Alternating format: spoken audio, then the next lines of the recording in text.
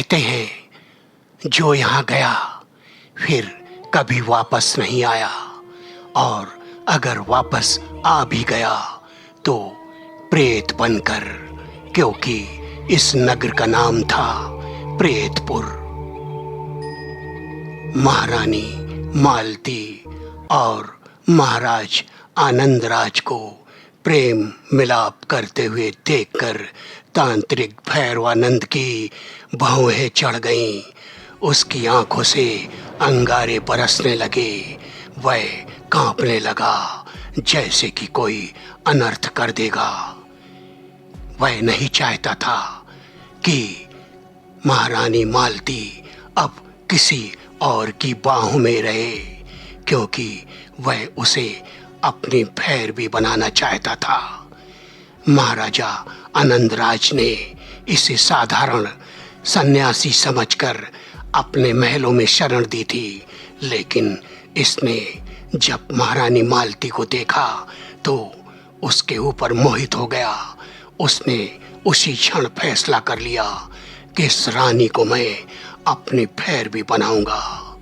अप्सराओं की जैसी सुंदर महारानी मालती जहां भी देखती वहां फूल खिल जाते, लोग मंत्र मुग्ध हो जाते। फिर यह तो एक तांत्रिक था, तो क्या हुआ आगे? दोस्तों, कहानी में बढ़ने से पहले अगर आपने चैनल को लाइक, शेयर और सब्सक्राइब नहीं किया है तो कर लें। हम अंधविश्वास को बढ़ावा नहीं देते। इन कहानियों को आप सिर्फ मनोरंजन के तौर पर सुने। बच्चे इन कहानी को ना सुने। कभी उत्तरांचल के महेशपुर गांव में राजा आनंदराज रहा करते थे। उनकी रानी मालती अप्सराओं जैसी खूबसूरत थी। उनके राज्य में किसी प्रकार की कोई कमी नहीं थी। कल कल करते झरने, जंगल, पर्वत श्रृंखलाएं, चारों तरफ मानो ईश्वर ने अपनी कृपा बरसाई है। इस नगर में जो भी अतिथि आते, नगरवासी उनका स्वागत सत्कार करते। महाराजा आनंदराज और महारानी मालती भी उन अतिथियों का सम्मान किया करती थी। एक दिन की बात है, एक तांत्रिक जिसका नाम भैरवानंद था, हिमालय से अपनी तपस्या को पूरी करके वापस आ रहा था। उसने इस नगर का नाम बहुत सुन रखा था और यह भी सुना था कि यहाँ की जो महारानी मालती है वह किसी अप्सरा से कम नहीं है। तब तांत्रिक भैरवानंद ने मन में एक गणित लगा लिया, अगर किसी तरह यह महारानी मेरी हो जाए तो मैं इसे अपनी भैरवी बना लूंगा। फिर वह अधूरी सिद्धियां जो भैरवी के बगैर अब तक पूरी नहीं हुई है, वह सिद्धियां मैं पूरी कर लूंगा और हो जाऊंगा अमर। फिर कभी मेरी मृत्यु नहीं होगी।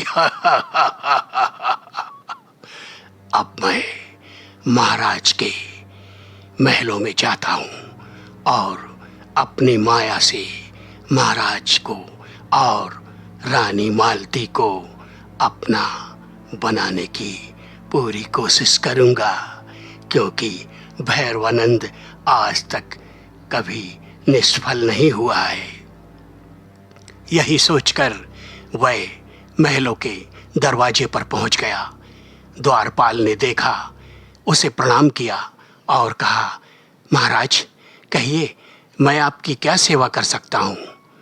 तब तांत्रिक भैरवानंद ने कहा, जाकर महाराज को सूचना दो कि हम तांत्रिक भैरवानंद आए हुए हैं हिमालय से चलकर।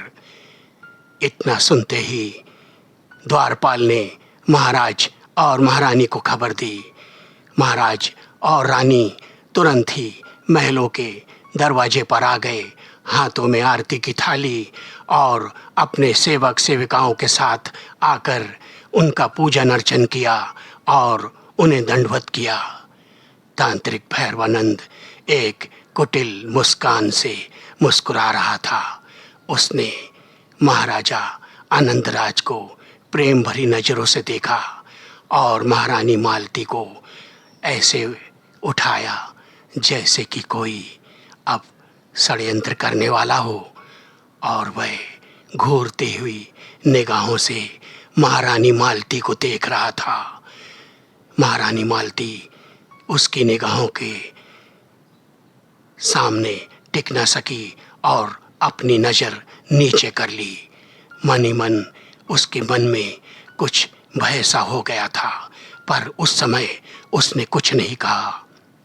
शायद वह तांत्रिक भैरवानंद के इरादों को समझ गई थी और वापस चुपचाप महाराज के साथ महलों में वापस आ गई।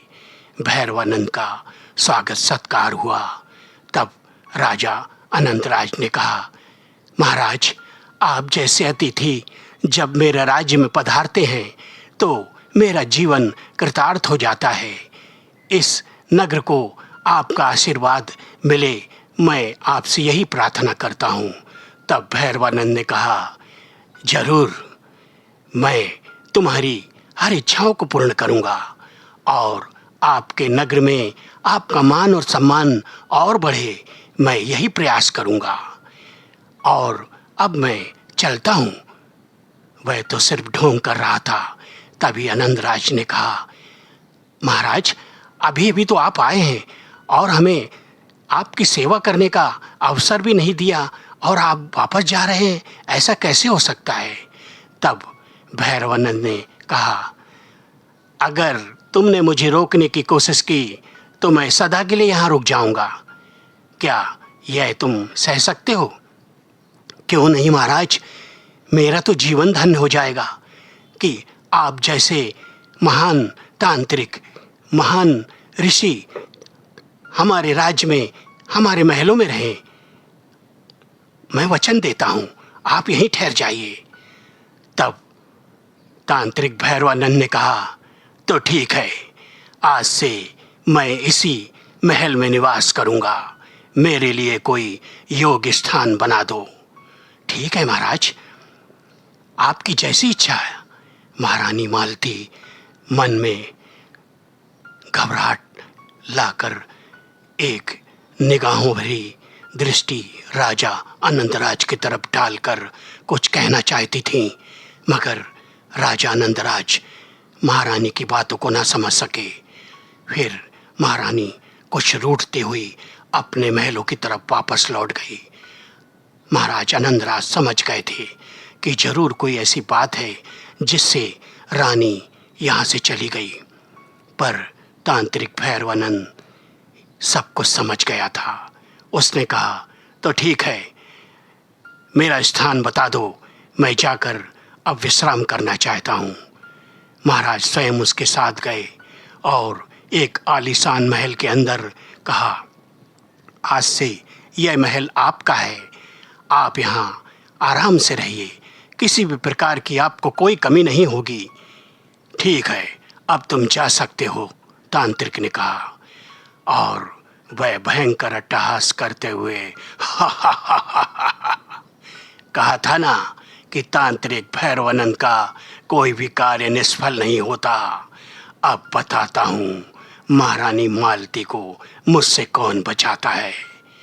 आने वाली पूर्णमासी को मैं महारानी को यहाँ से ले उड़ूंगा और पहुँच जाऊंगा हिमालय की उन वीरान घाटियों की तरफ जहाँ मेरा साम्राज्य है, तांत्रिक भैरवानंद का साम्राज्य, वहाँ ले जाऊंगा।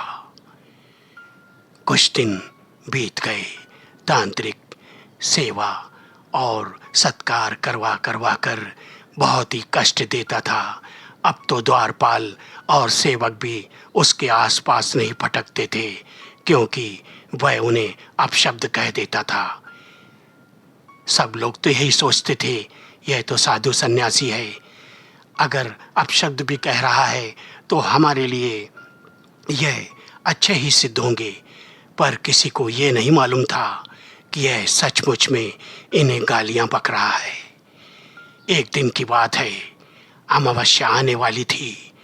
महाराजा आनंदराज अपनी रानी के साथ जंगल में बने हुए एक मंदिर में गए जहाँ उनकी कुल देवी थी, उसकी पूजा करना चाहते थे।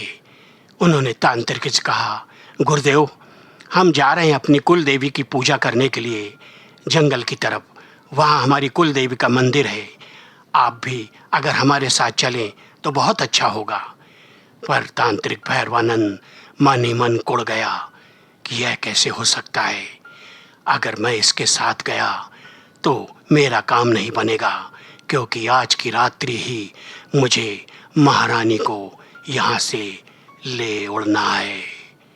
उसने कहा, आप जाइए महाराज, मुझे कुछ जरूरी अनुष्ठान करने हैं। मैं कल आपसे प्रातःकाल मिलूँगा। और राजा प्रणाम करके जंगलों की तरफ चले गए। महारानी कुछ मन में सकुचाई हुई थी। राजा आनंदराज ने कहा, आप महारानी इतना क्यों डरती हैं? वह तो तांत्रिक हैं, कोई प्रेत थोड़ी हैं जो खा जाएंगे। अरे, इनका स्वभाव ही ऐसा होता है। उनकी बातों का या उनकी निगाहों का आप कुछ गलत मतलब मन में मत लगाइए। पर महारानी मालती जानती थी कि कहीं आज कुछ ऐसा ना हो जाए कि जिसके बारे में महाराज को भी विचार ना आया हो। जंगल की तरफ जब वह बढ़ रहे थे तब जंगल अजीबोगरीब भयानक जानवरों की आवाज़ से गूंजने लगा। महारानी ने कहा, लगता है आज कुछ अनर्थ होने वाला है। महाराज, मेरा दिल कह रहा है, मेरा जी घबरा रहा है कि आज की रात्रि आपसे मुझे कोई जुदा कर देगा, फिर हम कभी नहीं मिल पाएंगे। तब आनंदराज ने कहा, महारानी, आज पूर्णमासी की इस रात में ऐसा तो होता ही है। तांत्रिक सिद्धियाँ, प्रेत सिद्धियाँ और जितने भी भूत पिशाच हैं ये जागृत हो जाते हैं। पर आप क्यों चिंता करती हैं? भला हमें इस सब से क्या डर? हम तो अपनी कुल देवी की पूजा करने जा रहे हैं। आप मत डरिए और चलिए मेरे साथ। तांत्रिक भैरवानंद अदृश्य रूप लेकर उनका पीछा कर रहा था। जब वह मंदिर में अपनी देवी का पूजन अर्चन करके बाहर निकले तब एक सुंदर बागीचे के पास खड़े होकर कुछ देर वह प्रेम मिलाप करने लगे।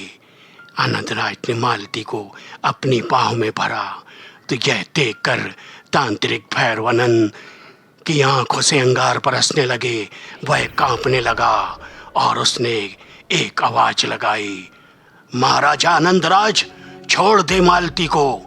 यह मेरी है, यह मेरी है। मैं इसे अपनी भैरवी बनाऊंगा। छोड़ दे, छोड़ दे। इतना सुनते ही महाराजा आनंदराज का पारा चढ़ गया। वह समझ गए कि महारानी मालती जो कहती थी वह सच है। और इससे पहले कि महाराजा आनंदराज कुछ करते, तांत्रिक ने एक भयानक श्राप दे दिया कि मैं तेरे राज को भस्म कर देता हूँ, क्योंकि तूने मेरी भैरवी को स्पर्श किया। जब यह प्रथम बार मुझे मिली थी उसी समय मैंने इसे अपना बना लिया था, लेकिन अब तेरे राज में कभी भी कोई आबाद नहीं होगा और तेरा यह राज आज से प्रेतपुर कहलाएगा। और एक ही झटके में उसने एक भयानक फूंक मारी। चारों तरफ वीरान, पूरा राज्य सुनसान हो गया। सारे वहां के रहने वाले लोग प्रेत बन गए। भयानक सन्नाटा आ गया और महाराजा आनंदराज पत्थर की मूर्ति बन गए। तांत्रिक भैरवानंद ने मालती को सम्मोहित किया और ले उड़ा हिमालय की उन वीरान वादियों की तरफ जहां उसका साम्राज्य था। तो दोस्तों, कैसी लगी कहानी? कहते हैं ना, जब तक किसी के ऊपर